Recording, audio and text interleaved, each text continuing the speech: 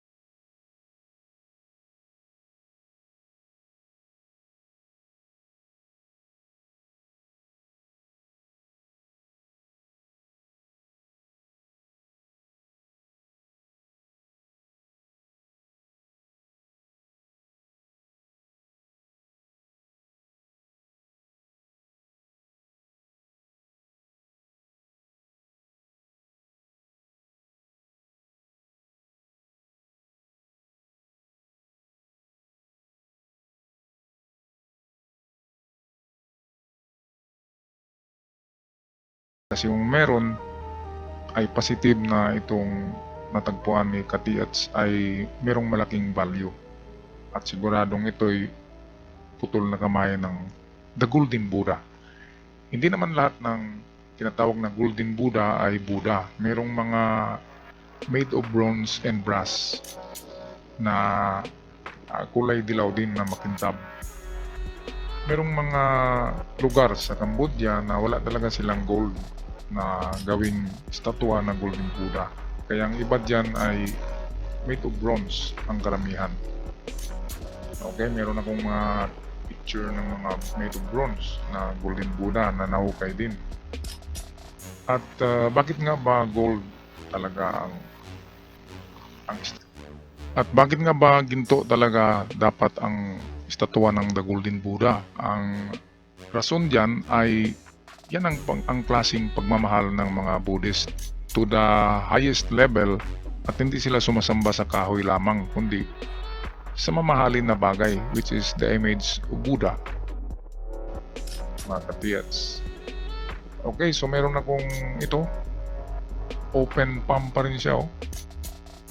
Mahirap yata maghanap ng close palm Golden Buddha. Ito naman, open din siya. Ito open din. So mukhang mahirapan talaga tayo sa paghanap ng closed fist Buddha. Ito yung common na ng Buddha position ay din open palm. Ito ganun din, open palm.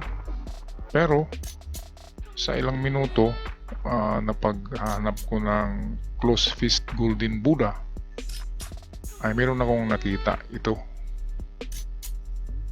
siya. Sarado ang nakatikom ang kanyang kamao, close fist na klaseng Buddha. Okay, kaya meron din palang closed fist Golden Buddha. Kaya totoo yung sinabi ng isang eksperto, isang scholar ng Buddhist, na merong mga closed fist Buddha kapag nag-meditate ang mga Buddha, ay merong mga posisyon ng kanilang mga daliri. At merong mga posisyon na close ito, at merong sa time ng meditation open. Okay, so kung ano man ang estatwa na yan na kamay na putol, sa Golden Buddha man o hindi, ay sigurado ang kinakabitan yan katulad nitong Golden Buddha ni Rogelio. Okay mga Katiats, ito yung tunay na litrato ni Rogelio Rojas or Roger. Minsan tinatawag siya na Roger Rojas o Rogelio.